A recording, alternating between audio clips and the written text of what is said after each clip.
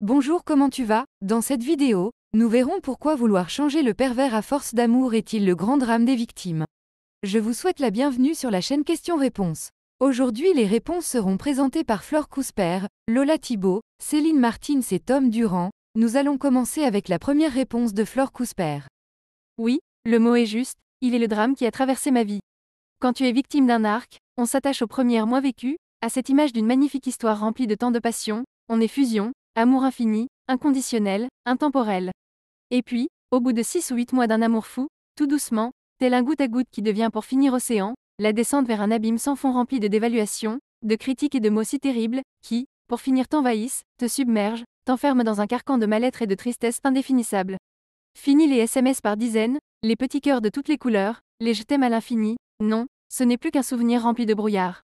Alors on se dit non, c'est impossible, ça va passer, elle ou il est dépressif, elle ou il redeviendra celle ou celui qui a rempli mon cœur de tant de bonheur. Je ne pouvais y croire, l'accepter, le concevoir. C'est d'une violence si puissante que de comprendre que cette personne est totalement aliénée de cette folie qui le guide, le domine. On a face à nous le démon, le mal incarné, la froideur et des yeux hagards et vides. Oui, on donne tout notre amour à un être qui n'existe pas, car le manipulateur narcissique est la plus grosse escroquerie qui soit. Accepter d'avoir accent aigu manipulé, bafoué, trahi par l'homme que j'ai le plus aimé dans ma vie a fracassé mon cœur tel un tsunami meurtrier. Il m'a fallu du temps, 2 années au total, pour comprendre que j'étais face au mal, que tout mon amour n'y changerait rien. Cet homme si beau, qui me disait sa priorité absolue, son évidence, était bien pervers narcissique. C'est mon âme tout entière qui s'est brisée, mon être tout entier qui est resté figé face à ce tueur d'âmes. Moi, la femme rebelle, libre, aérienne, n'était plus qu'une ombre, j'avais disparu. À même attendre que mon ex-narc me dise où m'asseoir dans un restaurant ou le métro. J'étais passive, absent, inexistante. Tout mon amour n'a rien changé. Alors, on part, on s'enfuit, pour ne pas mourir. Prenez soin de vos mains en prière. Vous en pensez quoi? On va continuer avec la réponse de Lola Thibault. Oui, quelque part, on espérait tant pour cette personne.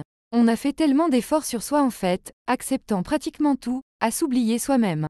On l'a souvent hissé afin qu'il garde le moral, le sourire, la joie, qu'il soit heureux. Mais il ne l'est jamais, il n'est jamais satisfait, demandant toujours plus aux autres, exigeant de faire comme lui le dit alors que lui-même ne suit pas ses préceptes.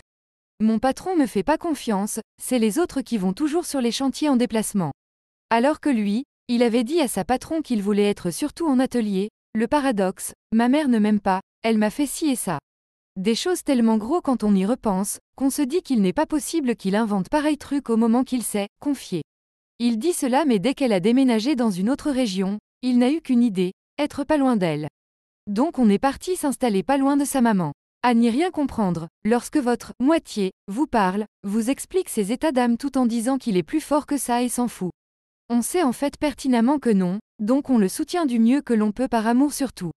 Et puis si on est empathique, on fait doublement attention. Bref, je pense qu'on voudrait le sauver, car c'est un peu nous. On se met à sa place et on voudrait qu'on ne nous tourne pas le dos. Mais même en sachant tout ce qu'il a fait, il se voile, préfère mettre le tort sur l'autre, jouant le chaud et le froid, par texto. Je sais ma Lola, pardon de t'avoir fait tout ça. Je suis qu'une merde, tu étais trop bien pour moi. Et quelques jours en parlant de moi et mon compagnon actuel. Bande de grosses merdes suivies de dizaines de doigts d'honneur levés. Je pense que c'est humain tout simplement, mais il n'est pas possible de le changer, parce de 1. Il a conscience d'avoir fait du mal etc. mais se dédouane et minimise, et de 2. Ne veut pas consulter un psy pour l'aider. En conclusion, il faut penser à soi, ce qui est difficile, surtout quand on est habitué à penser constamment à l'autre. Je l'ai fait 25 ans après, et au bout de 2 ans de séparation, je ne suis toujours pas remise. Voilà, ce n'est que mon avis, c'est juste mon expérience qui m'oblige à analyser ce que j'ai vécu avec lui. Vous en pensez quoi? On va continuer avec la réponse de Céline Martins. À cause de notre cœur qui nous pousse à vouloir aider la personne que l'on aime à aller mieux. Celle-ci paraît déprimée, se dit fatiguée, incomprise. Alors on va tout faire pour qu'elle aille mieux l'aider à se relever. On y mettra tout notre cœur et toutes nos forces, ce qui va nous épuiser et nous vider totalement. Et tout cela en vain car cette personne qu'on aime si fort n'ira jamais mieux et ne sera non plus jamais satisfaite. Ah si, l'espace d'un instant d'une balade d'une sortie qui lui a plu. Mais son visage fermé et froid reviendra aussitôt ces quelques bons moments passés. Tout notre amour ne pourra pas l'aider à changer. Il va s'en nourrir pour nous vider. Il nous faut être conscient de tout cela et partir avant de tomber si bas qu'on aura du mal à se relever en ayant perdu toute confiance en nous, tout amour-propre, toute gaieté. Ne gâchons pas nos années car nous ne savons de quoi demain sera fait. On me l'a tellement répété cette phrase. Mais c'est tellement vrai, ne mettons pas toute notre énergie positive dans ce combat perdu d'avance. Soyons heureux nous-mêmes pour nous et alors nous attirerons certainement plus facilement de bonnes personnes. Pour aimer, il faut s'aimer soi, ne l'oublions jamais. Et soyons conscients qu'on ne peut sauver ou changer le monde et certainement pas ces personnes vides de sentiments qui ne nous méritent pas. Il y a de belles personnes dans ce monde qui n'ont pas besoin d'être guéries et avec lesquelles nous pourrons plus sûrement trouver le vrai bonheur à deux. Fleur de cerisier. Nous continuons avec la réponse de Tom Durand. Très bonne question, parce que le PN est comme une drogue dure. Il n'est pas un amant comme les autres. Et il le sait. Au début, il te donne tout. Sa gentillesse, sa bienveillance, son amour le plus beau et son corps. En un temps rapide, tu montes au 7e ciel, visage qui fait un câlin. Tout ce que tu as vécu et construit pendant toute ta vie avant lui ne vaut plus rien. Pendant la phase love, il détruit tout sur son passage tel un ouragan classe 5. Tu te crois dans un Walt Disney. Et tu arrives à te dire que c'est mon âme sœur que tu attendais depuis toujours. En fait, il a étudié à ton insu toutes tes valeurs, il t'a fait parler, t'es scanné, tu t'es confié tellement tu te sentais en confiance. J'y arrive à me dire qu'il s'est prostitué pendant un temps pour connaître toutes tes failles. Je suis même certain que le soir avant de s'endormir, il classait soigneusement toutes ces petites notes sur toi dans ses fichiers de son mental de taré afin de s'en servir en phase de destruction. Son but est de cerner les failles de ses victimes. Et quand il décide de couper court ou de vous abandonner, il suffit pour lui de cliquer sur supprimer fichier. Vous savez, la petite poubelle qui est sur vos messages ou fichiers de votre ordinateur professionnel.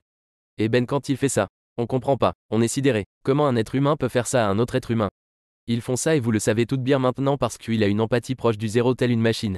Je suis désolé de vous dire ça mais vous avez côtoyé une machine de destruction massive. Vous ne méritiez pas ça car vous êtes toutes des belles personnes. Il s'en est pris à vous non pas parce que vous êtes faible. Non, non, il s'en est pris à vous parce qu'il était jaloux de vous. Il n'a simplement pas ce que vous avez, est l'amour. Le vrai, vous lui aviez donné votre amour et il l'a rejeté car il ne sait pas ce que c'est. Il ne maîtrise que des choses superficielles avec lesquelles il vit sa vie lamentablement. Vous êtes toutes extraordinaires et vous méritez toutes de rencontrer un gentleman, est l'amour de votre vie. Le vrai, étoile. C'est la fin de la vidéo, merci d'être resté jusqu'à la fin. Merci d'avoir regardé cette vidéo, si elle vous a plu, vous pouvez vous abonner et laisser un j'aime sur cette vidéo.